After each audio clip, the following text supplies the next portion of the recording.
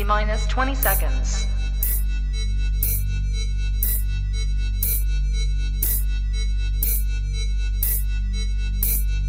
10, 9, 8, 7, 6, 5, 4, 3, 2, 1, 0.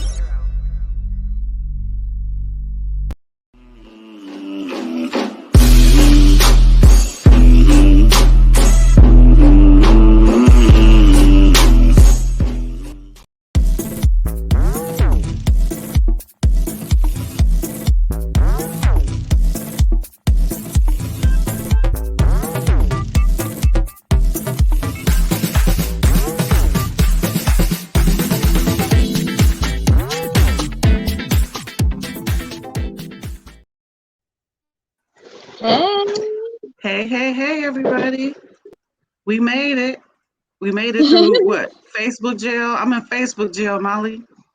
What is up with Facebook? I guess I got to change the way I talk to people, huh? Did they change these rules for people like me? Because I'm sitting here typing. Next thing I know, they're like, oh, you in jail. I'm like, what? Girl, I don't know. They gave my account a warning for calling a Trump idiot a bitch, so.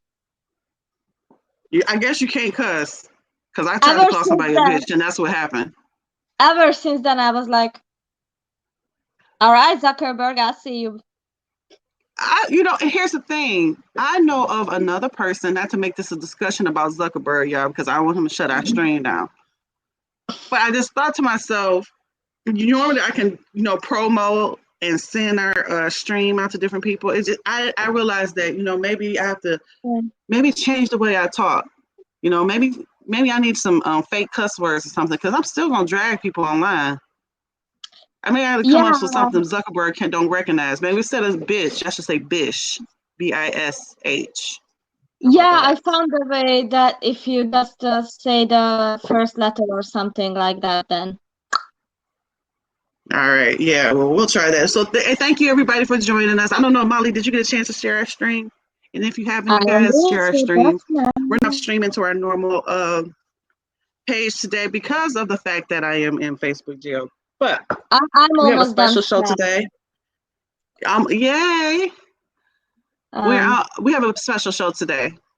It's been Black History Month. This is our second Black History episode. If you missed our last episode, it was a couple weeks ago. I'll put the link below where we talked about it from an ex-Jehovah's Witness perspective. And now today we're closing out Black History Month to talk about not Black Lives Matter. I know we heard a lot from our audience and a lot of feedback from our audience about how they feel about that particular issue, that particular political stance that the organization takes. But today we're talking about Black trans lives. And we have a special guest. Her name is Soléil. Let's bring her on. Yay. Hi, Soléil. Hi. Good morning, good afternoon, good evening, wherever you are. Hi. All right, all over the world. Where is it? Is it evening where you are in Hungary? Just curious. It's 7 p.m. It's like almost just afternoon here, so. Oh yeah. We thank you so much for coming on. We wanted to number one, thank you for speaking to our audience today, and we talked a little bit backstage, and I thought it was I wanted to say this to our audience that I thought it was interesting as we get you a little bit back about your story. You want us to let us know that it is your story, right, and that you don't speak for everybody, right, and I appreciate that. Yeah, the trans experience is one that is very unique to the individual. Not every trans person wants surgery. Not every trans person hates their body. Not every trans person needs hormones. Like, our experiences are very unique. So I'm not the voice for the community, but I'd like to share my experiences and my opinion on issues based off of those experiences. Hey, so you say you do consider yourself an activist as well? I do. It took a while to get to that point. many transgender individuals, we struggle with the idea of passing, a sort of assimilating into society. So some girls are able to pass and not get clocked so much. Me, on the other hand, I'm 6 feet tall, used to play football and basketball, so it's easier for me to get clocked. But I feel like I can use my visibility to help the community. And so, yeah, after some soul searching, I really became a activist, because I know that my experiences and my position can help the community. Thank you so much for that. And why don't you give us tell us what you want us to know about Soléil and your journey? Sure. So, for me, and for many trans individuals, I knew early on that there was a disconnect between my sort of my hardware and my software, so to speak. My mind, my heart sort of beat towards the feminine energy, while my physical parts were towards the masculine side. I think one of my earliest memories, period, was me in my bed at 4 or 5 years old, praying to God to change my body. I wanted to be a woman. And then when I woke up the next morning, I cried because there was no changes. Many experience that kind of emotion. They go through that similar experience. And I had to go through my life sort of suppressing it. I didn't know what transgender meant back then, but I knew I grew up in inner city Detroit, and in the 80s, and the terminology that you would hear even as a child were pussy, faggot, sissy, things like that. And even though I didn't really know what those terms meant, I sort of felt like I knew that they were negative just by how the people were using it towards other people. And so there was a fear that I didn't want to be called that, right? So I suppressed a lot of my feminine energy in order to sort of fulfill this masculine ideal that was placed upon me, which I never asked for. I didn't want. I never felt comfortable in it. Throughout my adolescence, I felt more comfortable wearing a dress, wearing a skirt, wearing, at the time, like my mother's clothes, putting on my mother's makeup. I felt more comfortable in that than I did wearing a suit or tie or anything like that. And so that process continued through middle school, through high school, through college. And I always thought that, okay, maybe these feelings, this urge would just go away as I got older, as I got into a heterosexual relationship with a woman. Then I got married, and I just always thought like it will just go away, and it never did. I just had more means to access clothes and makeup and things to fulfill that feminine energy that always radiated within me. Over the last few years, I think Soléil became just more and more part of me, and she was begging to come out more and more. Maybe I would go to the movies once every couple months, or maybe go to the grocery store once every couple months and not really be seen. In fact, my first time, I remember I was living in Michigan, and I took a day off of work, and I drove to Toledo, which is like an hour away. And I figured nobody that I knew would see me there. And so I went out there and I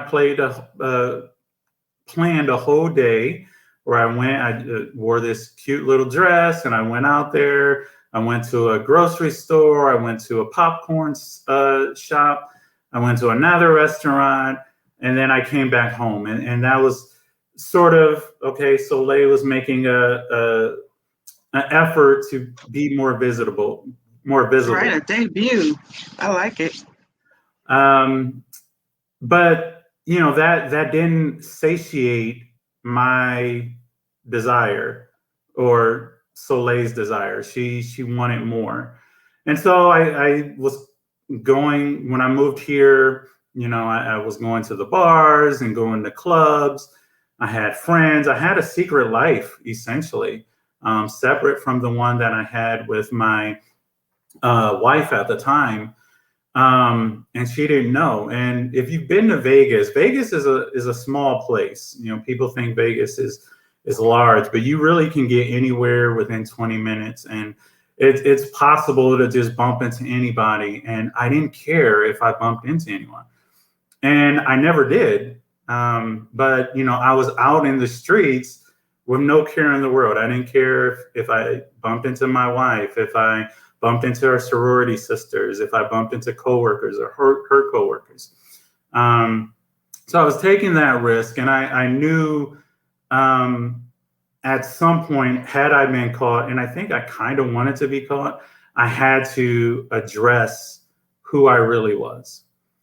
So a couple pivotal moments that really led me to this. One was my friend, Samantha. She was very much like me. She was a young married man.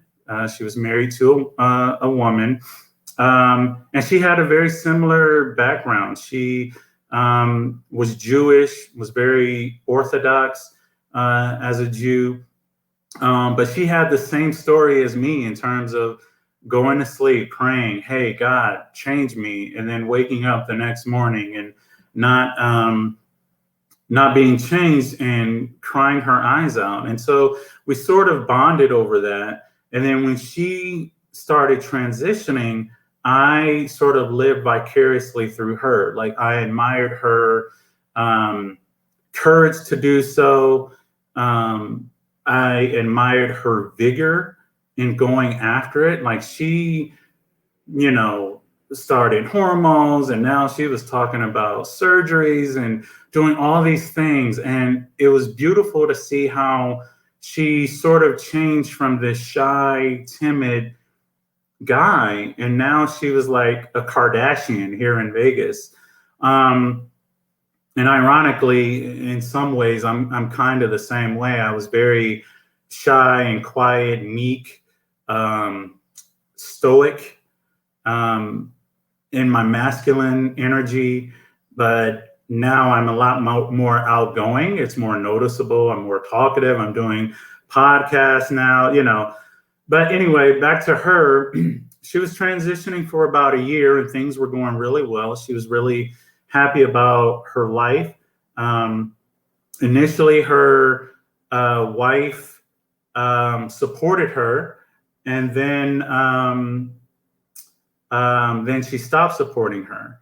And they got a divorce, and there came a point at about the year mark for her. They got into an argument, and my friend committed suicide. Like, literally, they were on the phone together. Her ex-wife said something to her, and she got off the phone. She grabbed her gun and committed suicide. And thank you. And that was a very pivotal moment for me, because I felt like I don't want to live life with any regrets. I was tired of faking who I was for everybody's enjoyment and really leaving everybody out of who I truly was. Like my wife didn't know who I was. My family didn't know who I was. People who known me for years, they didn't know who Soleil was. And so that was a monumental moment. Another moment came, a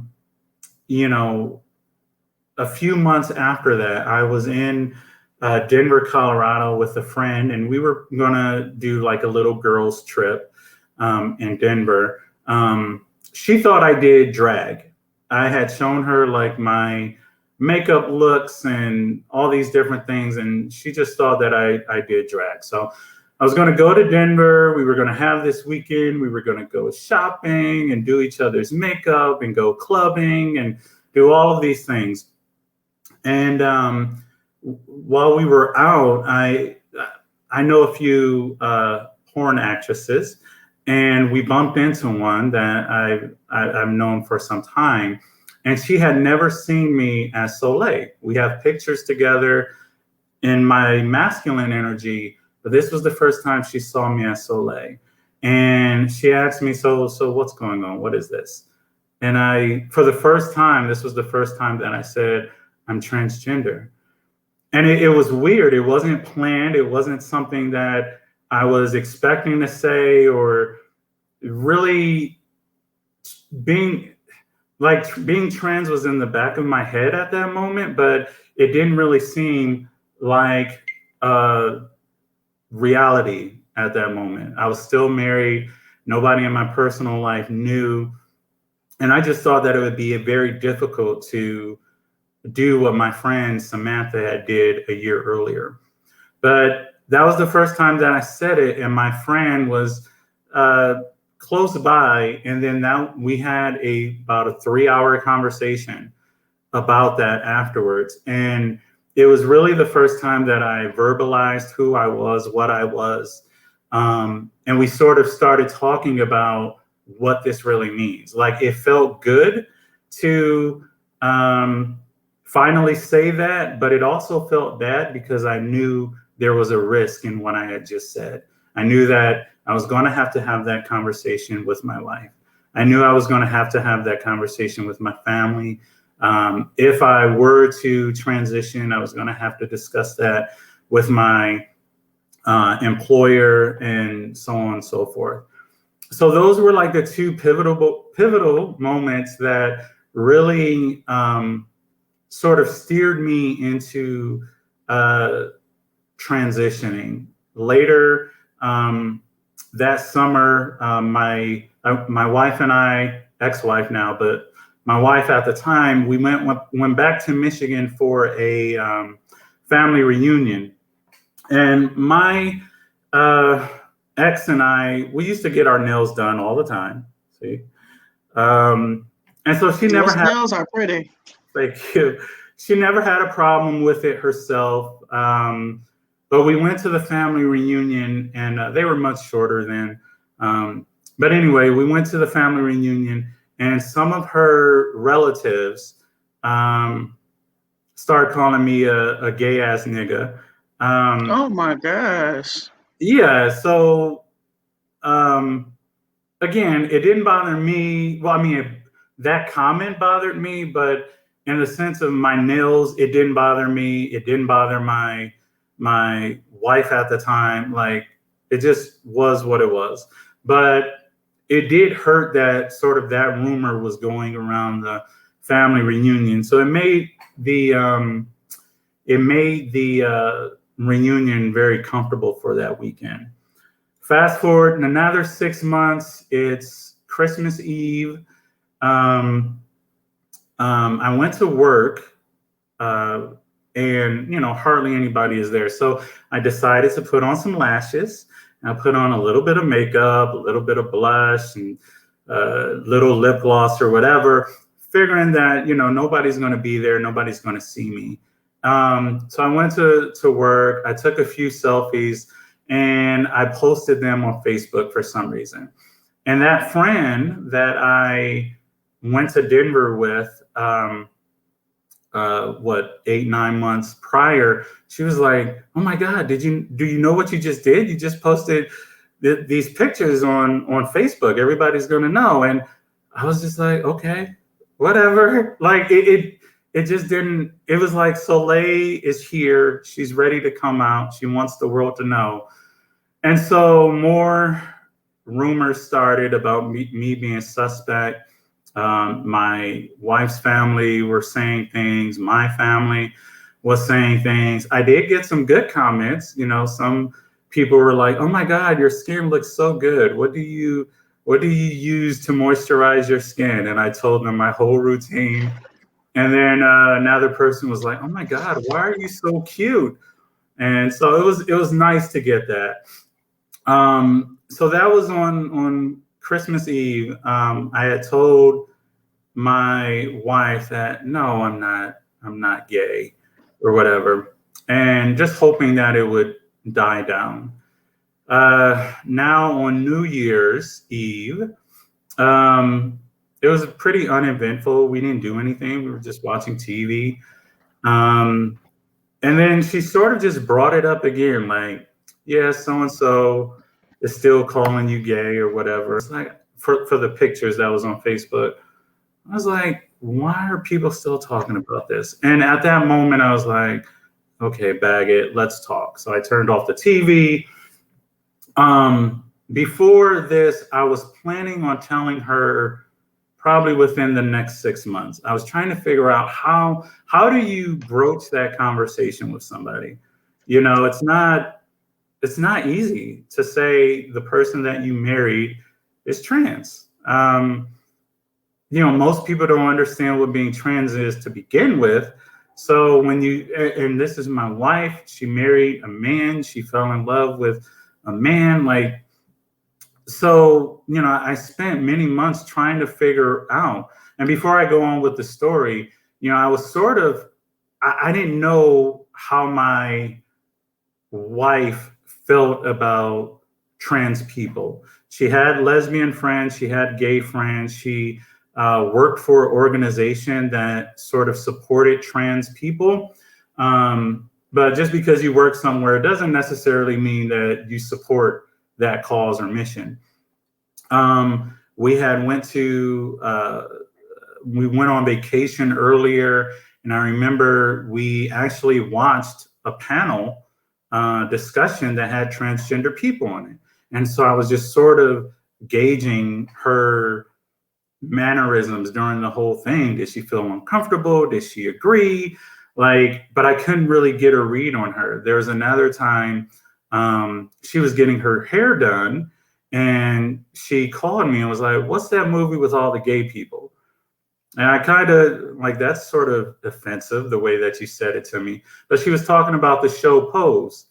And, you know, I told her, like, they're not gay. I mean, you know, Pray Tell is gay, but, you know, the main characters in the show are trans. And so I sort of was appalled, and I had to correct her on that. But at least she asked. There was another time where I saw a transgender coworker out at a restaurant, and I, you know, whispered to and this is wrong of me at the time, but I whispered, like, "Hey, you know, he's trans." And she was like, "Oh, wow, that's great. He looks amazing." And so these were like, I was just trying to gauge, like, how would she respond based off of these different interactions with trans people or whatever. And I really couldn't get a comfortable sense of where she would go. So anyway, back to New Year's Eve. She brings up "Oh, people think you're gay." I turn off the TV. My heart is beating out of control. I grab her hand. I place her hand over my heart. You know, I tell her that I love her and everything. And, you know, she starts to well up with emotion because she doesn't know what I'm saying. And she could feel my heart beating out of control. And I start crying. And so I tell her, "No, I'm not gay, but, you know, remember my friend Samantha, transgender, who killed herself? I've always felt like I was a woman." And then I started going into similar life story like I'm doing now. I show her some pictures of me out. I went to a fundraiser in Long Beach, California, and I looked amazing. I went to trans prom in Washington, D.C. once. Like I was showing her all these pictures. And my ex can be very quiet and stoic as well. And so the cat was out the bag now. And she just really didn't say anything. But at the end of a few hours of talking, I kind of knew that our relationship was over, that she was going to file for divorce. Within a few hours, she had already told, somebody that I was trans. I didn't know that at the time. I found that out about a month later, but that's what she did. And then a few hours after that, she started changing the password on one of our joint bank accounts. And, everything just started coming to an end. So after sort of dealing with the divorce here in Vegas, you get divorced very fast. We got divorced in 9 days. And once that happened, I had to decide, is this what I really want in terms of transitioning? There was no going back to her. And then, I still had to answer questions about employment and family and friends. Will anybody love me, as a trans person? It's dating, or it's hard dating as a trans person, finding somebody who likes you for you, but they don't fetishize you, So there's a lot of questions I had to ask of myself before I went ahead and started transitioning. And eventually, that's what I decided to do. And there's no regrets. I guess the only regret is that I wish I would have done this earlier. I wish I would have done this as a teenager, had I known what being trans was. I was very sheltered in my early years from things. So I didn't really know what being trans was until maybe the mid 2010s. So that's like my only regret. But since then, it's been great. I'm happy with who I am. There's a lot of things a lot of things about me that are still the same, that people who knew me before still love. My sense of humor, my jokes, my, words and things like that. But now people are experiencing me truly as I am, that there's more to Soleil than what's in my pants. And they get to see my full personality. So I don't regret that part of what I've done. It's hard, but it's been very beneficial. So that's really the long story short version of how I got here. Wow, thank you so much. You need to write a book. I am. I was interested. Are you? That's amazing. Yeah, I've once this quarantine started, I didn't have much else to do. I was laid off for a little while. So I just started writing these stories down.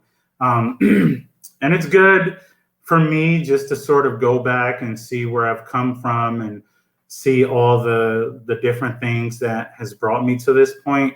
But yeah, I would love to share it with the world, because there are people out there that's like me. There's, a teenager who wants to come out, but they're afraid that they can. Or there's a 60-year-old even who has been living their life one way, and, they're fearful of coming out. And I want to share that it's okay to come out at any age and be who you are. Like, that's the greatest gift that you can give to yourself, is being yourself.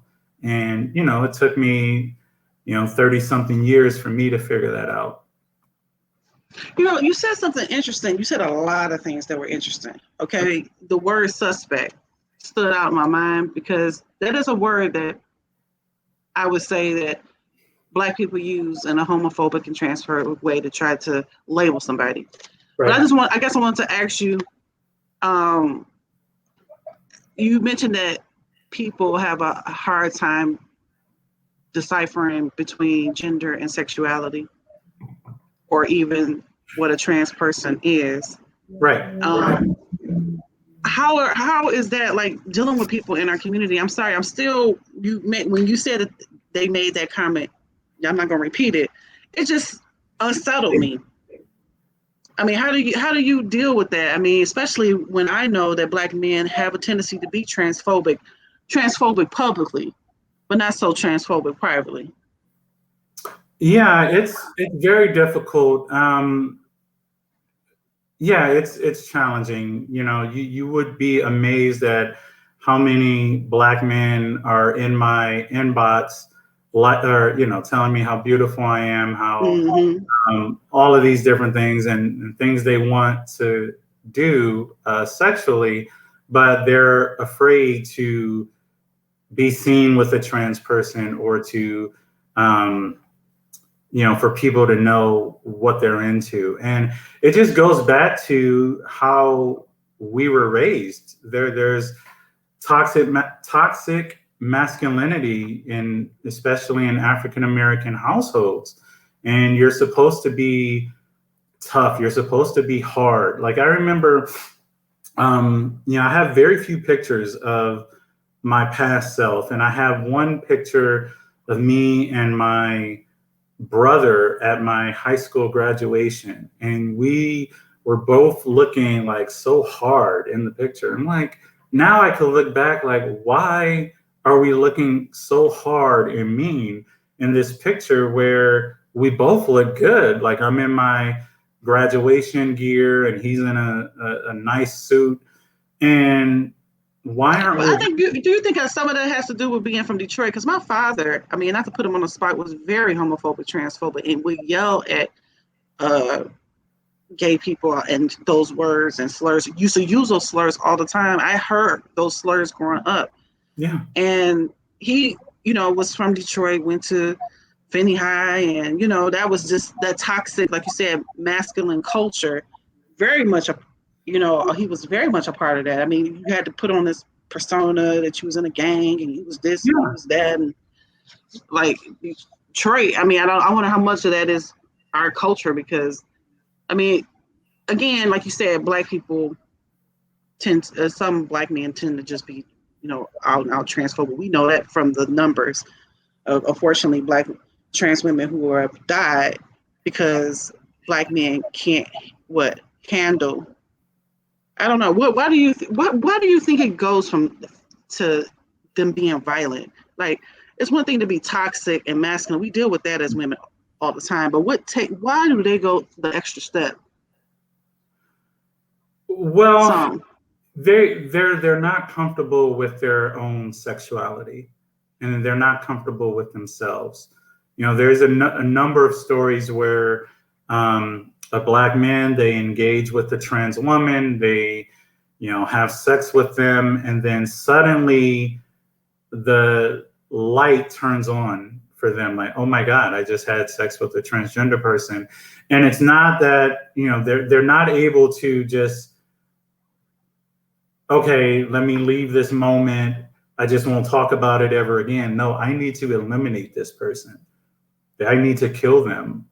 Like, that happens a lot. A lot of the girls who are murdered every year, some are sex workers and they get alone. They do what they do. And then the individual just can't leave it at that. They need to eliminate the person. They need to kill them. And so I think really that's kind of where it is. We need to normalize sexuality. First of all, many men incorrectly think that having sex with a transgender woman or having sexual attraction to a trans woman makes them gay. No, it doesn't. You're attracted to a woman. That's a woman of trans experience. So, you know, you like the physical, which presents as feminine, which presents as a woman. That's what you like. You're into women. So you don't need to try to defend whether you're gay or not. You're not gay. We don't view you as gay. But many men take it that way. And that's where it gets violent, because they don't want to be known as gay or you know, the F word or all these other things. Another thing, gosh, I was about to say something, but I just forgot it. Never mind. It'll come back to me. But yeah, that's really what it is. But you know, I find it interesting that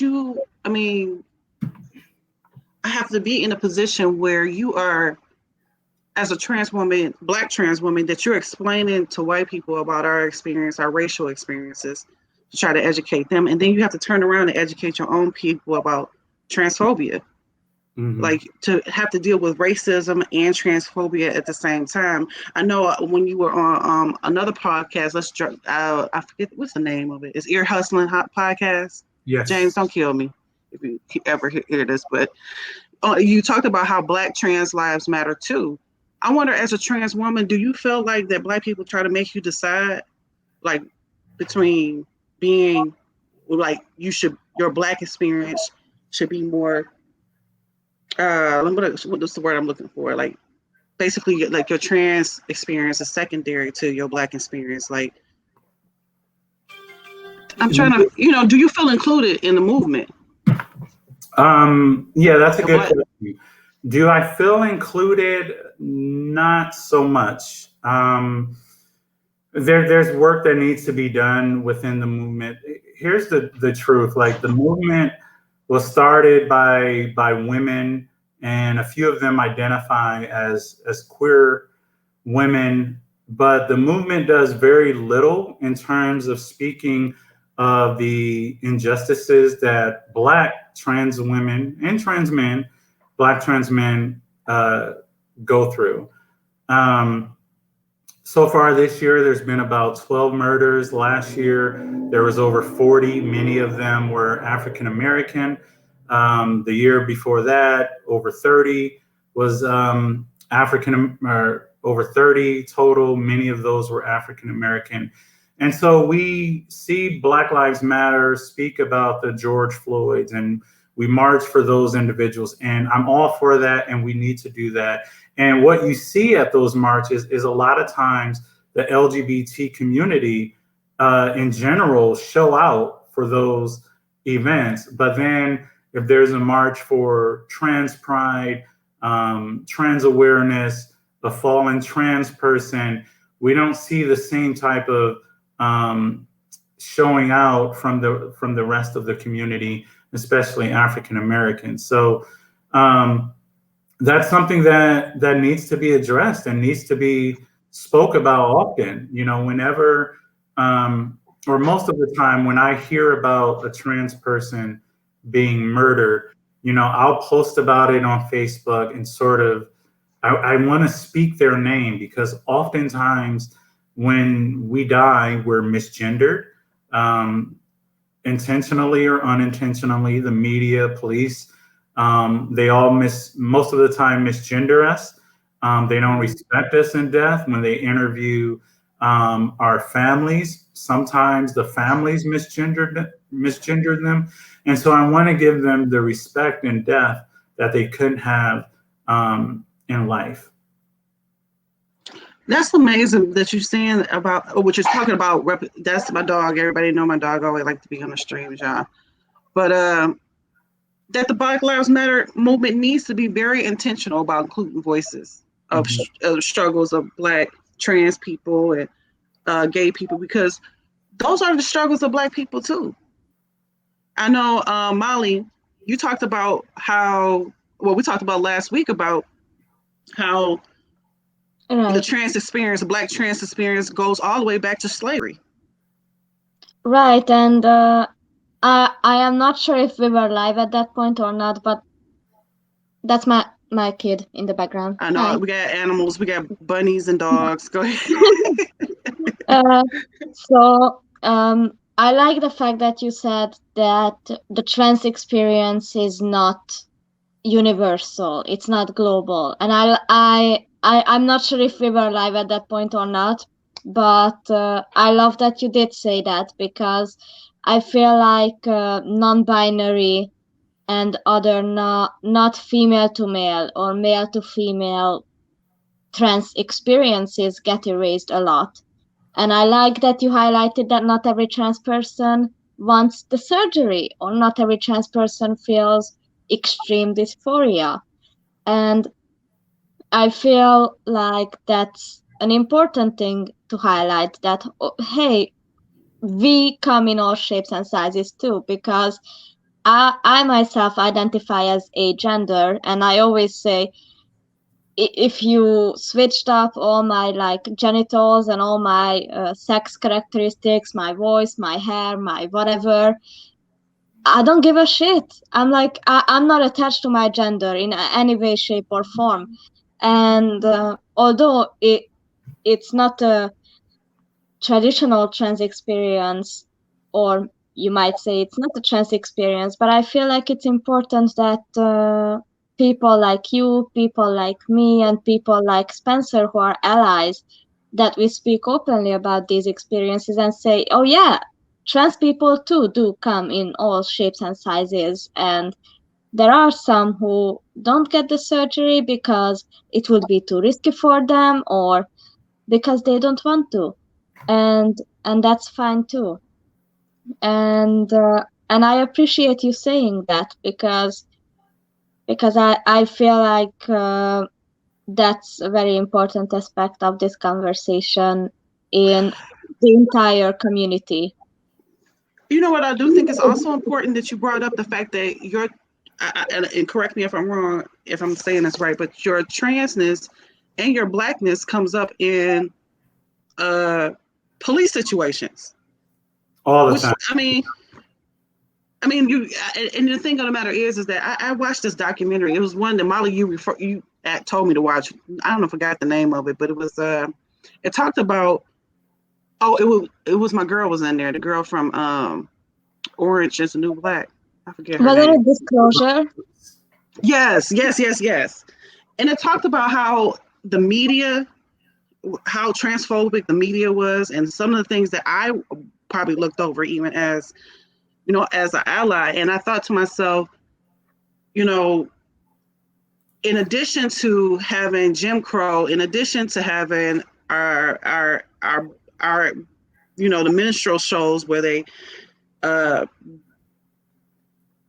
this I don't know the word I'm looking for, but they basically made us like a caricature of like everything that's wrong with the world. The minstrel shows were just, dehumanizing. That's the word I'm looking for, dehumanizing. And then I didn't realize how much that the media dehumanizes trans people. And it makes it easier for people who are bigots to do violent things or say violent things. And I applaud you. Growing up in Detroit, I'm assuming like what, 70s, 80s, or that had to been hard. Had to be hard because of, I just know just this neighborhood, how people are and how they look at the trans experience. And it's just really heartbreaking that as much as we say Black Lives Matter too, that there is a section of Black people that don't feel represented, don't feel included in those struggles. At the same time, if we can elevate the George Floyds, if we can elevate the Trayvon Martins, then you have the other trans people who are dying out. I wanted to show our audience this site that I found, and that somebody actually showed it to me, and I think it's let me see if I can bring it up here. It's called Black Trans Lives Matter. And I think it's really great because it reminds you of the Trevor Project. Remember the Trevor Project, Molly? I don't know if you got a chance to. to visit the Trevor Project, but it's like for Black people. Go ahead. I'm That's sorry. amazing. That's really amazing. I so love that there is a page for resources like this because yes, like I mentioned in our various streams before, the reason why queer people as a whole use the AAVE vernacular quite fluently is because the gay culture comes from you mentioned pose from that era where Black and Latin, mainly trans people, were thrown to the streets, so they banded together and formed their own culture, their own families, and that's where we all come from. And yeah, so I am very happy to know that these sorts of resources exist to have those who most need it, because like Blanca and Candy discuss in Pose, Black trans women seem to be at the bottom of the food chain, so everything drips down to them, and Black trans people too deserve the justice and the highlight that BLM and that activism should entail, because the queer experience too is a part of every experience as a human being, because we are not straight and white is not the default, y'all. So like, what would you say? How do you think that we can support Black trans women, Black trans men? Like, how for a person who's looking to be an ally and don't know where to start? I mean, I think what was important for me was being willing to, number one, shut up when people are talking, like other trans people are talking. And it's so crazy because when you're talking about issues of race, you kind of think the same thing about people who are not Black. Like, when we are describing our experience, when we are describing our struggles, we're talking about things that are uniquely to us, just listen. So that's one thing I'm working on, is listening as an ally. Yeah, and I think everybody needs to do that. Just listen to what our experiences are. Like, if you're not trans, you don't know what it's like to be trans. I'm not white. I don't know what it's like to be white. I'm a woman of trans experience. I can't give birth to a child, so I really can't tell a woman what she can or can't do with her body. Like, we need to just listen and stop having an opinion about every damn thing. Like, just stop. We live in an age now where everybody has a platform on Facebook or any other social media. They can say whatever they want. And sometimes what they say is out of ignorance. So I think listening is a great start. We're blessed to have Google. You can research, and if you really want to learn something, you can learn about anything. A few weeks ago, I was watching something and they mentioned a president from the 1700s.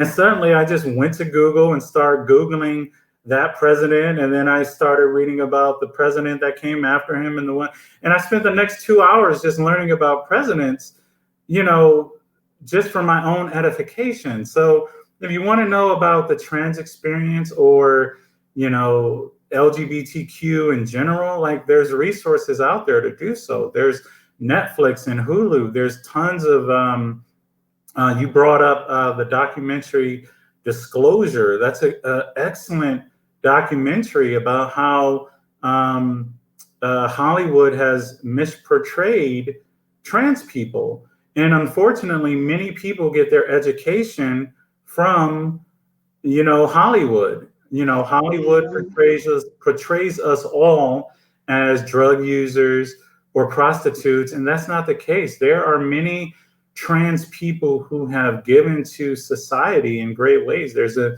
neuroscientist. There's a trans woman that's a billionaire. There's one of the leading physicians in the country was just nominated for a position in Biden's, Secretary of Health or something. She's trans. Like, trans people have been giving to this country and to the world since the beginning of time. If you educate yourself, you'll know that we're not just prostitutes. I think, going back to the BLM part, I think one thing that needs to be done is, the mission is to sort of uplift Black excellence and bring awareness to Black issues. But you also need to condemn those Black men that are killing us. You need to come out and say, Yes. This is just not right. Like, this is your Black trans sister, and you can't do this anymore. You have to stop with the violence. Just let us be. So I would love to see BLM do more of that, condemning the violence that's going on, and mentioning us by name whenever they're doing their marches and whatnot. I think that is so important, and I do think, but like I think it goes back to something like you said earlier, Soleil, that you might be necessarily a person who supports LGB, but not so much the T, Right. So I think that it's ironic and even startling that gay women or women that identify as gay wouldn't see that as also one of our biggest struggles. Like I said, that is part of the black trans experience is our experience as well. Well, the truth is the gay liberation movement started because of trans women, Stonewall, right? So we threw the first brick that really ignited the entire movement. And, to your point, the L, the G, the B, like those deal with sexuality, where trans deals with gender. Like it's not so much, you could be a trans woman and still like, cisgender women. You could, you don't have to like men. You can if you want. You could like both. You could like you could be a trans lesbian and like other trans women. Like, it's not so much about your sexuality. It's just about your gender.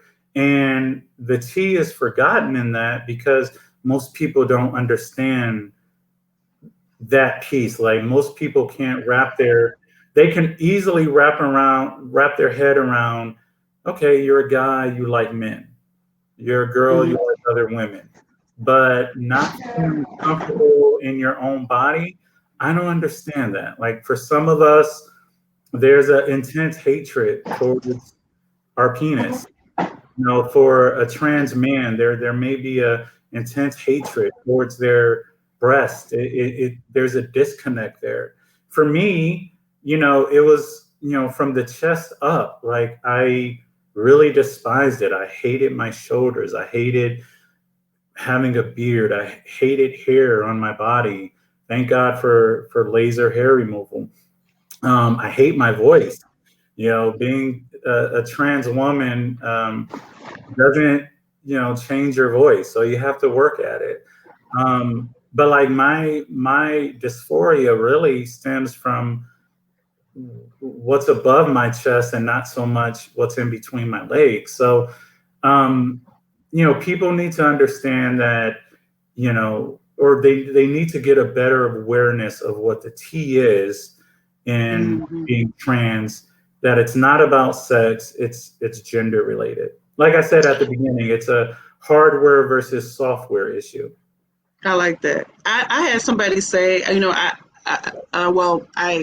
talked to somebody about I don't want to out this person, but Molly and I was talking about a person who had a meme or something that seemed very insensitive. And the first thing the person said was, well, I have gay friends. And I thought to myself, we're talking about a transphobic meme what do you having gay friends have to do with the fact that this is transphobic? It was like the disconnect is, it was like gay, being gay, like you say, identity and sexuality meant the same thing. Right. I feel like people don't get that sexuality. So I'm asexual. That's like what turns you on, what makes your gears going. So for me, that's nothing. Give me cake and leave your genitals 6 feet away from me. Thank you very much.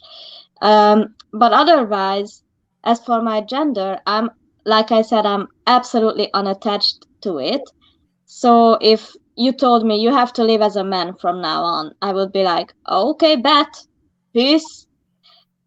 Give me suits and ties, man. I will do it. And if you told me you can only wear like skirts and thigh-high boots, I would be like, okay, bet. Also fine. So about that, it's whatever. But gender is up here. Like it's up here. It's what you feel in your head. It's how you feel about yourself, how you identify. And sex, as for biological sex, is the hardware, like you said, and gender is the software. It's what's inside your head. It's how you feel about your appearance, your voice, your style, your look, the energy that you present. So I feel like people need to understand that like you said, that gender is not equivalent to sex, to biological sex, and that gender is in your head. It's in your. Well, we have a few more minutes left on our stream, and I want to, before we get off, I want to say that, number one, thank you for joining us, Soleil, because this has been a ride.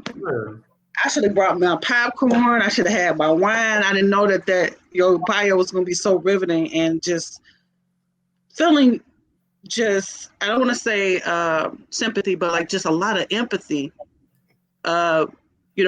This month has been like a whirlwind month emotionally, just me trying to dig into my past, my history, my Blackness, something that we are stripped from as Jehovah's Witnesses. We're told not to focus on, and that sort of thing. So that was one thing. But then to also embrace the other part, which I believe is the other part of our experience, which is the Black trans experience, because we have very similar struggles when it comes to racial identity, but we have to, like you said, acknowledge our brothers and sisters and condemn those who embrace bigotry or embrace violence towards trans women, especially Black trans women. If we're saying protect Black women, we need all Black women, not just some Black women.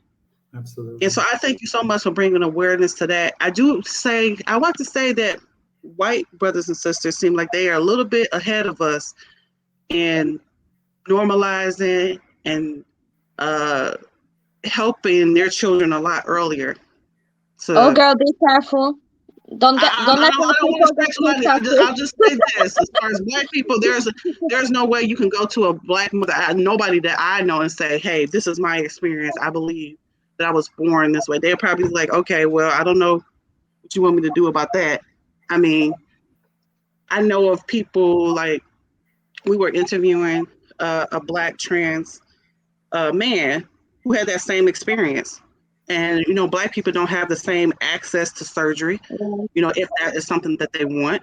They don't have the same access to a lot of medical care because we have a lot of other internal issues just dealing with Black folks to begin with, let alone the trans experience. Imagine having to go to a Black mother who doesn't have access to medical care to say, "Hey, I also want to transition." She would look like, "Okay, well, I have to put food on the table first," that kind of thing.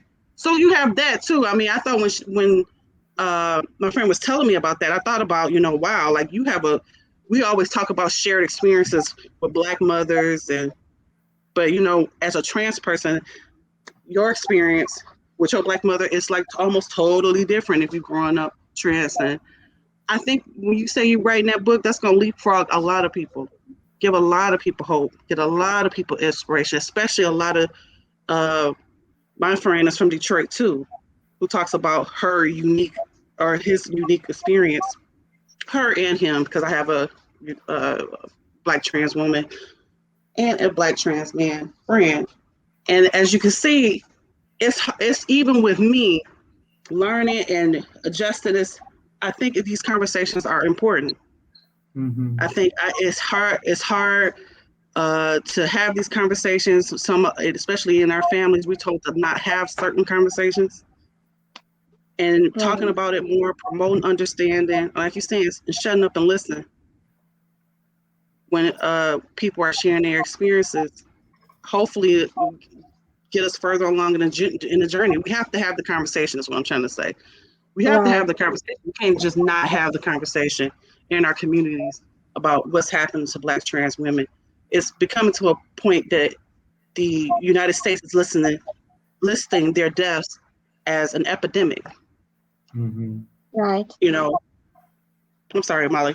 Did you want to close us out, or we'll have Soleil close it? Go ahead, Molly, and then we'll have some Soleil close us out.